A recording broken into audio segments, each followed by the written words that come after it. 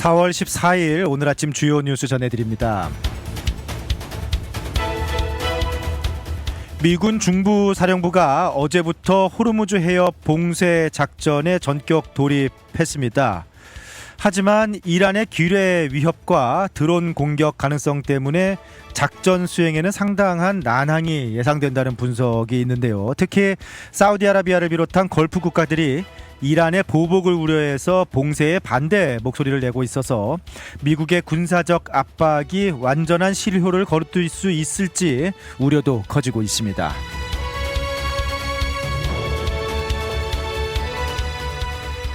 한편에서는 대화의 창을 열어두려는 움직임도 복잡되고 있습니다. 미국과 이란 협상단이 빠르면 이번 주 후반에 파키스탄 이슬라마바드에서 다시 만나서 종전 협상을 재개할 예정이다라는 소식입니다. 16일 빠르면은 16일 2차 협상이 열릴 것으로 예상이 되고 있는데 일촉즉발의 긴장 국면을 해소할 돌파구가 마련될 수 있을지 주목이 되고 있습니다.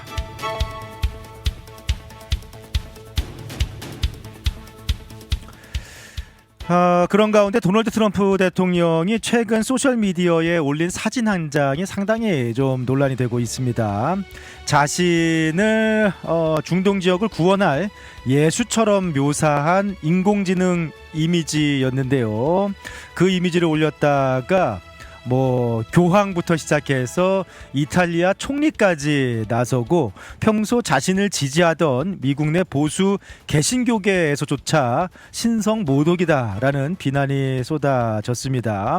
결국 이례적으로 이미지를 올린 지 12시간 만에 해당 게시물을 삭제하는 그런 해프닝이 있었습니다. 트럼프 대통령이 제2기 행정부의 첫 주한 미국 대사 후보로 한국계 미셸 박 스틸 전 연방 하원 의원을 지명했다라는 소식입니다. 서울 태생의 실향민 2세인 스틸 지명자가 부임하게 되면은 50년 만에 모국으로 돌아가서 한미 관계의 가교 역할을 맡게 될 전망입니다.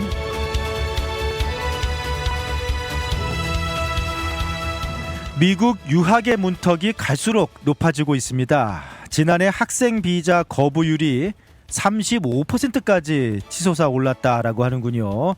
학생 비자 신청자 3명 중에 1명 이상이 탈락하고 있는 건데요. 10년 내 최고치를 기록했습니다. 특히 아시아 출신과 아프리카 지역 학생들에 대한 심사가 유독 강화되면서 한인 유학생 숫자 역시 2010년 이후 최저 수준으로 줄어들었습니다.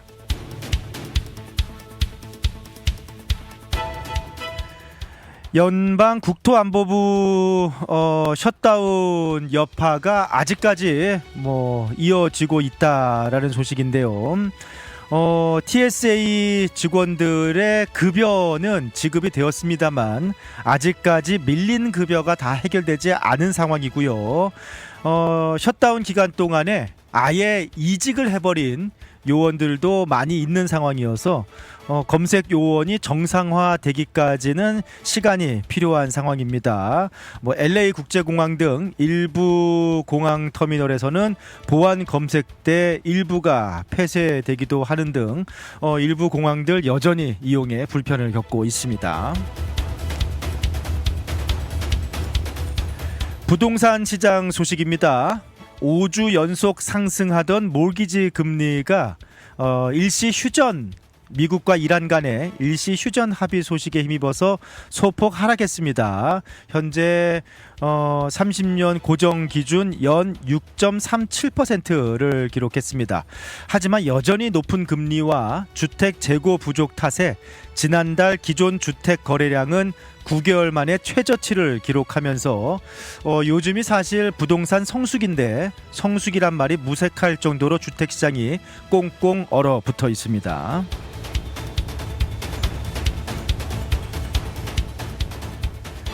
이제 미국에서 100만 달러, 100만 장자도 그렇게 부자가 아닙니다. 순자산 100만 달러를 보유한 가구가 사상 최대를 기록했지만 정작 당사자들은 스스로를 부자라고 느끼지 못한다라고 하는데요. 현재의 100만 달러 가치가 30년 전과 비교해서 절반 수준에 불과하기 때문에 뭐 예전처럼 100만 장자라고 하면은 내가 이제 부자다라고 느끼지는 못한다라고 하는군요. 설상가상으로 많은 것들 가격이 계속 오르고 있습니다. 오는 7월부터 우표값이 또 오릅니다. 네, 우표값은 왜 끝도 없이 오를까요? 82센트로 오는 7월부터 기본 우표값이 오를 예정이다. 펄스트 클래스 오를 예정이다라고 하고요.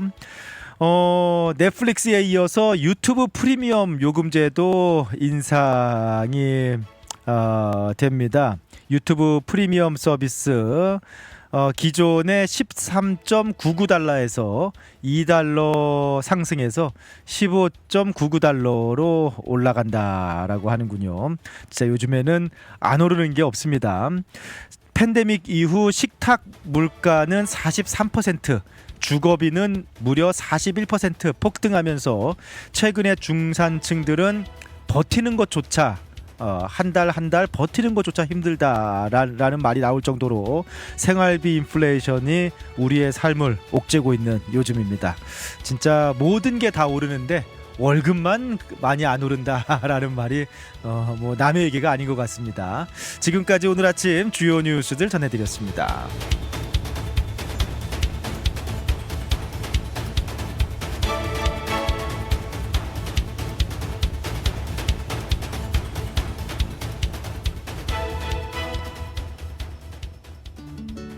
푸른투어와 함께라면 이동이 아닌 경험이 됩니다.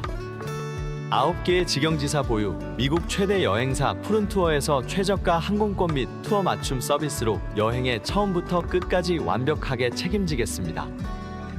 더 넓고 쾌적해진 시온마켓 2층에서 푸른투어 달라스 지사와 함께하세요.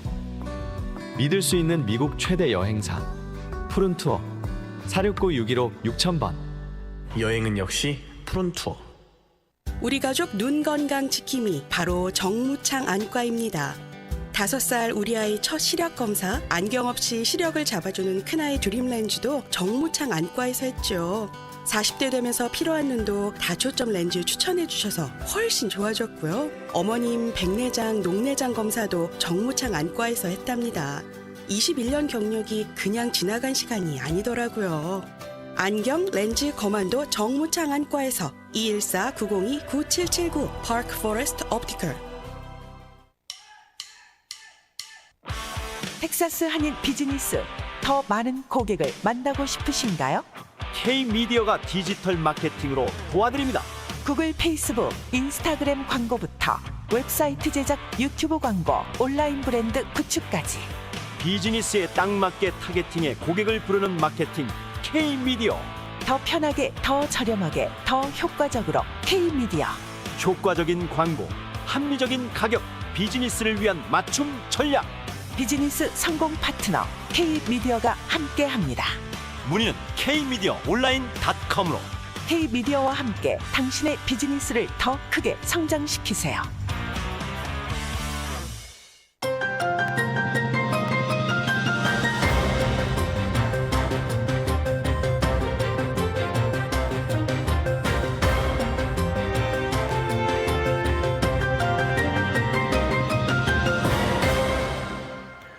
어제부터 미국이 호르무즈 해협 역봉쇄에 들어갔습니다. 뭐 휴전 상황이지만 긴장감이 상당히 높아지고 있는 상황인데 지금 물밑에서는 계속해서 뭐 대화에 대한 노력을 하고 있다라고 하는데 빠르면은 모레 16일 다시 파키스탄에서 2차 협상이 꾸려질 수 있다라고 하는군요. 뭐 어쨌든 주도권은 사실 미국이 쥐고 있는 거니까요. 미국이 원하는 요구 사항을 이란이 받아들이냐라는 부분인데 지금 핵 제재 부분이 가장 큰 이슈로 다뤄지고 있다라는 소식입니다. 그런 가운데 미국이 뭐 어제 사실 이제 호르무즈 해협 역봉쇄 이게 신의 한 수가 될 수 있을 것인지 트럼프 정부가 이것까지 염두에 두고 있었던 것이 아닌지 뭐 이제 그런 이야기를 조금 했는데 아니나 다를까 네 호르무즈 역봉쇄를 하고 나니까 지금 중국 정부가 그동안 사실 조용했잖아요. 뭐 우리가 다들 이제 분석하고 얘기들 들으셨다시피 지금 미국의 여러 가지 뭐 베네수엘라도 그렇고 이번에 이란도 그렇고 미국이 벌이고 있는 이번 여러 작전들 전쟁들 사실 그 뒤에는 중국을 노리고 있다라는 중국 견제 뭐 그리고 전 세계 이제 에너지 패권을 미국이 주도하는 이제 그런 이야기들 배경들 이제 많이 들으셔서 알고 계실 텐데 뭐 그런 것에 비해서는 중국이 그동안 조용히 있었습니다. 네. 이렇게 눈치를 좀 보면 상황을 지켜보면서 조용히 있는 편이었는데 미국이 어제 역봉쇄를 들어가니까 중국 정부가 어제 위험하고 무책임한 행동이다라면서 강하게 미국을 비난하고 나섰습니다. 그리고 이제 이란에 또 군수품을 보내면은 50% 관세 부과하겠다라고 또 도널드 트럼프 대통령이 압박을 했는데 이제 이것도 사실 중국 겨냥이거든요. 이제 중국이 이란에 이제 군수품을 보내는데 뭐 이와 관련해서도 아주 뭐 강하게 좀 중국 정부가 반발하고 나섰습니다. 그러니까 미국의 노림수가 어쨌든 통하고 있다라고 볼 수 있을 것 같습니다. 어제 실제로 봉쇄 시작 20분 만에 중국으로 향하던 유조선이 이제 말라위 국기를 달고 이게 속이고 위장해서 슬쩍 빠져나가려다가 걸렸습니다. 네, 그래서 긴급 회항을 했고 또 다른 이제 사실상 중국 실소유 유조선이 이번에는 보츠와나 국기를 달고 위장을 하고 또 살짝 빠져나가려고 하다가 또 걸려가지고 회항을 했습니다. 그러니까 위조 국기를 써가면서 이렇게 빠져나가려고 중국 선박들이 노력을 했는데 미군의 어제 봉쇄망을 뚫지 못하고 걸렸습니다. 그 이란 원유 그동안 전쟁 중에도 이란 혁명수비대는 뭐 사실 그 호르무즈 해협을 봉쇄하고 있는 거는 이란이었으니까 이란이 자기네 배를 내보내는 거는 문제가 없었어요. 네. 그래서 그걸 통해서 중국은 전쟁 중에도 이란의 원유를 값싸게 뭐 마음껏 가져가고 있었는데 이게 이제 미국이 이제 더 바깥쪽에서 막고 있는 거잖아요. 그러니까 이란은 그 좁은 해협, 호르무즈 해협을 막고 있는 거고 미국은 더 바깥쪽에서 아예 크게 막고 있는 건데 이란 원유 이제 마음대로 못 가져간다라고 이렇게 뭐 선언을 한 겁니다. 거기에 말씀드린 대로 이란의 군수품 보내는 나라에 50% 추가 관세 부과하겠다라고 했는데 중국 정면으로 지목한 압박이죠. 네, 이미 125% 관세 전쟁을 벌이고 있는데 여기다가 50%더 얹겠다라고 하니까 호르무즈 봉쇄와 관세 압박, 뭐 군사 경제 두 가지 분야를 놓고 이제 중국을 압박을 하고 그리고 중국이 나설 수밖에 없게끔 지금 작전을 펴고 있는 겁니다. 근데 실제 이제 어제 중국 정부가 강하게 반발하면서 발끈했는데 그동안 조용히 있던 중국 정부를 어쨌든 지금 이 중동 전쟁판으로 표면 위로 이제 끌어내고 있다라는 거죠.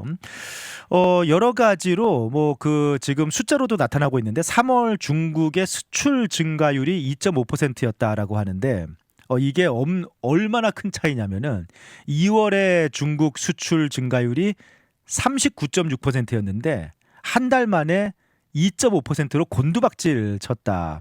시장 전망도 8.6이었는데 그보다도 진짜 말도 안 되게 한 달 사이에 수출 증가율이 곤두박질 쳤습니다. 중국에.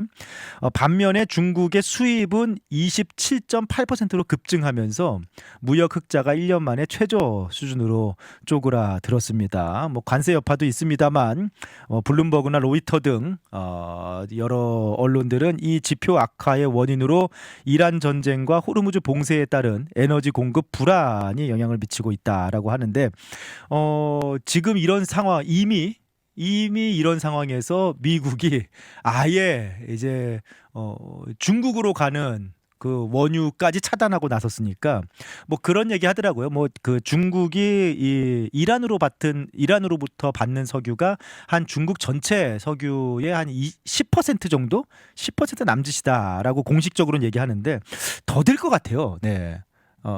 지금 더 될 것 같습니다. 근데 아주 값싸게 뭐 이란에 뭐 무기를 대주고 뭐 이렇게 이란을 뒤에서 그 도와주면서 값싸게 이란 원유를 이제 가져와 왔는데 이번에 만약에 안 그래도 전쟁 때문에 중국 경제가 흔들리고 있는 상황에서 미국이 역봉쇄로 아예 중국으로 가는 석유 길을 막아버리니까 뭐 중국이 가만히 있을 수가 없는 거죠. 안 그래도 그 베네수엘라에 석유를 가져오려고 어마어마한 투자를 한 게 지금 다 무산이 돼 버렸는데 이란에서 가져오는 석유길까지 막혀버리면은 중국이 상당히 어려운 상황에 처할 수밖에 없는 겁니다. 그래서 뭐 그 영향이 이번 전쟁이 어떻게 나타날 것이냐. 뭐 이란은 이제 중국말을 또 들을 수밖에 없는 입장이니까 이제 중국이 큰일 났잖아요. 그러니까 중국이 이란에게 이제 압박을 뒤에서 이제 중국이 이란을 압박하는 그런 상황으로 가지 않을까. 네. 그래서 어쨌든 아직까지 뭐 상황 지금 현재 어제부터 역봉쇄 초기 상황은 뭐 중국이 발끈하는 거 봤을 때는 노림수가 어느 정도 통했다라고 볼 수 있을 것 같습니다. 하지만 이 작전 자체가 만만치는 않다라고 하는데 이 작전에 항공모함 타격전단 2개에 수상함만 12척이 필요하다. 그리고 뭐 이란 기뢰가 또 깔려 있고 또 드론이 뜰 수가 있고 여러 가지 상황들 생각하면은 군사적으로 이게 쉬운 작전이 아닙니다. 그래서 이제 군사적인 부담이 상당하고 그리고 지금 이란은 아주 가장 좁은 호르무즈 해협을 붙잡고 있지만 미국은 그보다 훨씬 앞에서 큰 바다를 막고 있는 거거든요. 그러니까 이게 쉽지가 않습니다.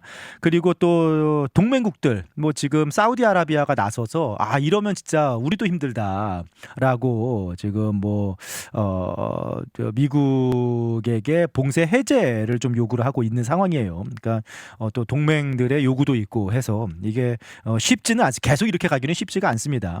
그래서 빨리 협상 테이블로 다시 이란을 이끌어내야 될 텐데 빠르면은 내일 모레 16일 늦어도 이번 주말 안에 다시 한번 파키스탄 이슬라마바드에서 만날 가능성이 지금 점쳐지고 있습니다.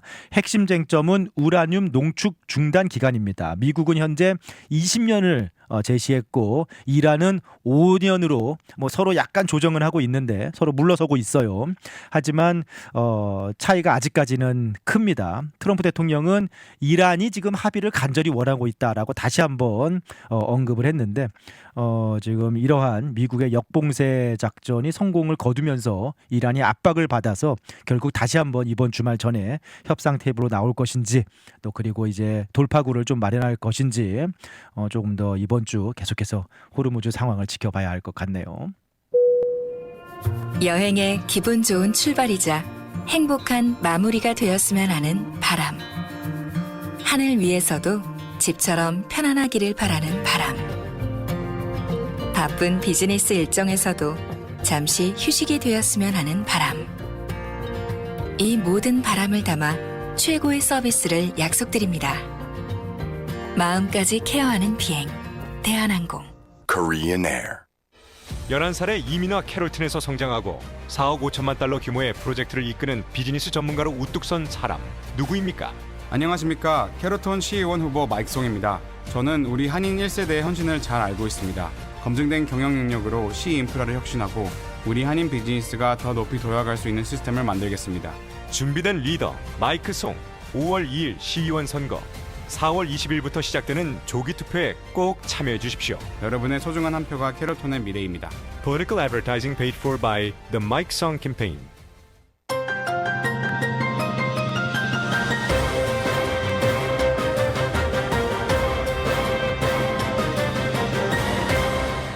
한 가지 소식 조금 더 전해드리면요.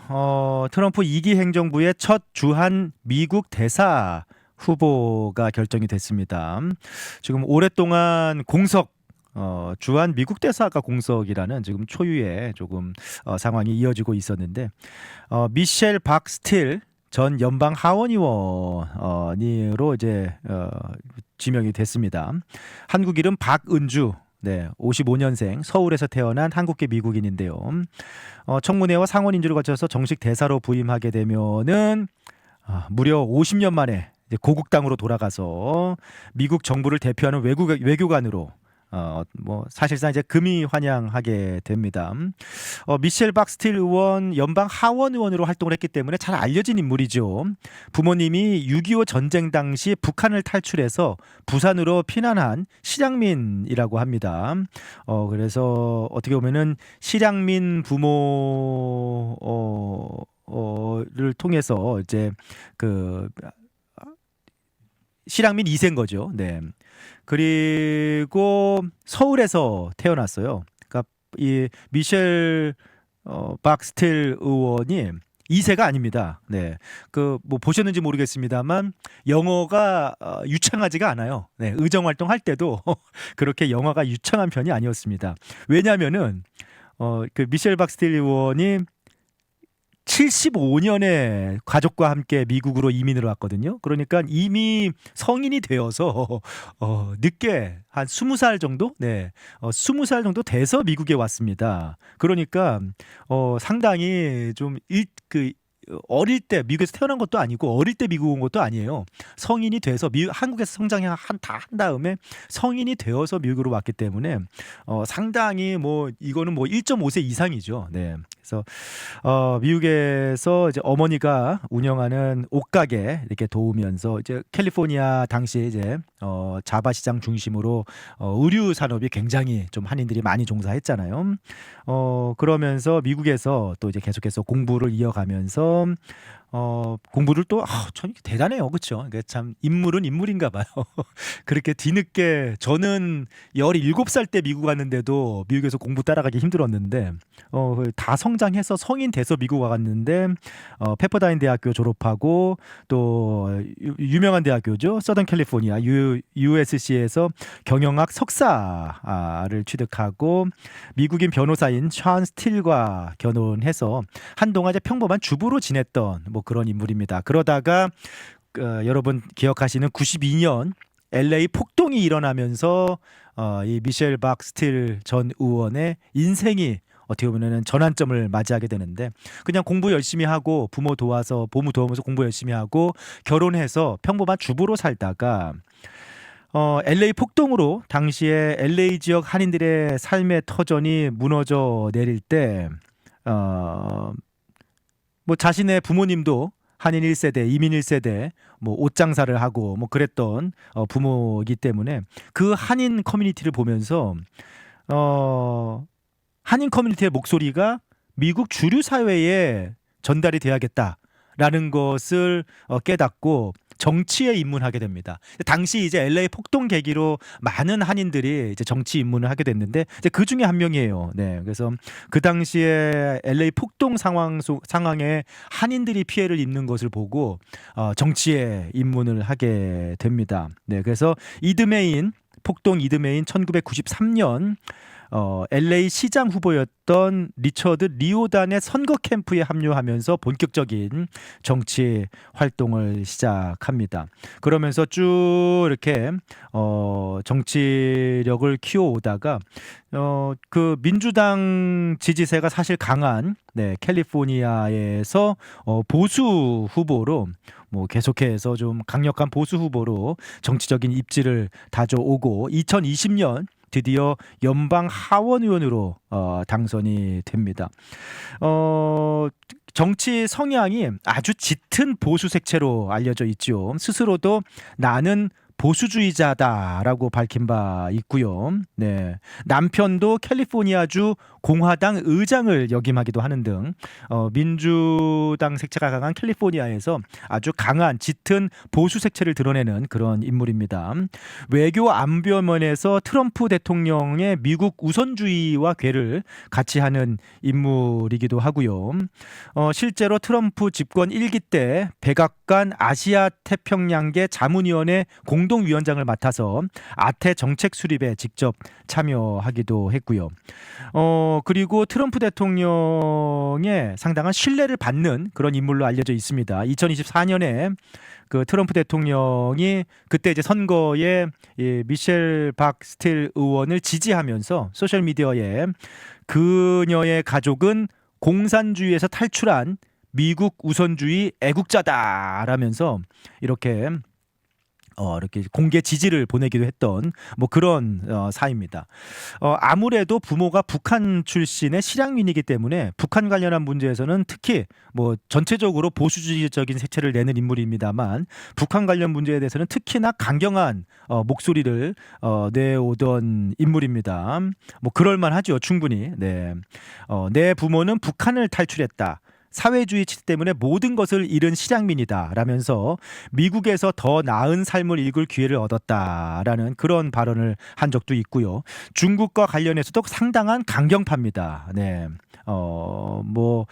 이런 부분들이 이제 미셸 전 의원의 뭐 신임 대사 지명자의 뭐 그런 정치적인 색깔을 나타내는데, 하지만 뭐 또 잘 알려졌다시피 한국에서 성장해서 성인이 돼서 미국에 왔기 때문에, 그리고 정치 입문 계기 자체가 LA 폭동 때문에 정치에 입문을 했기 때문에 한국과 한인 커뮤니티에 대한 애정이 아주 각별한 것으로 알려져 있습니다. 그래서 여러 가지로 한국을 돕는 일들, 코로나 때 백신 한국에 막 모자랐잖아요.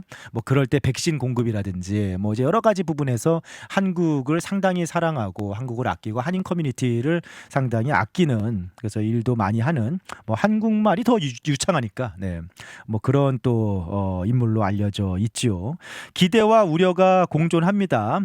그동안 이제 공석이었기 때문에 신임 대사로 또 한국계가 또 한국 사회를 너무나 잘하는, 한국말이 더 유창한 미셸 박스틸이 이제 부임을 하게 되면은 상당히 한미 간의 핵심 가교 역할을 할 수 있다라는 부분 기대가 있지만, 반면에 그 대중국 강경 노선이라든지 또 그 뭐 상당히 보수주의적인 미국 측에서도 상당히 보수적인 뭐 그런 문제, 또 북한 인권 문제, 한국의 안보 분담 확대 요구 라든지 뭐 이제 그런 부분에서는 한국 정부와 마찰을 빚을 가능성도 배제할 수 없다라는 그런 우려 생각도 있기 때문에 기대와 우려가 이제 한국 정부 입장에서는 또 기대와 우려가 공존을 한다라고 볼 수도 있을 것 같습니다. 아무튼 서울에서 태어나서 전쟁을 피해 탈출한 실향민 부모 밑에서 자라고, 뭐 뒤늦게 이민자로 미국에 와서 또 부모의 비즈니스 뭐 또 한인들의 비즈니스가 LA 폭동을 계기로 무너지는 모습을 목격하고, 그것을 계기로 정치에 입문한 또 그 인물이 이제 50년 만에 다시 고국으로 돌아갈 예정입니다. 미국을 대표하는 인물이 돼서 고국으로 돌아갈 예정인데, 앞으로 미셸 박스틸 뭐 신임 대사 지명인이 실제로 지명이 되어서 이제 이 임무를 수행하게 되면은 한미 관계에 어떤 발자국을 남기게 될지 또 주목이 됩니다. 자, 시간이 많이 됐네요. 뭐 지금까지 오늘 아침 미국 소식 전해 드렸습니다.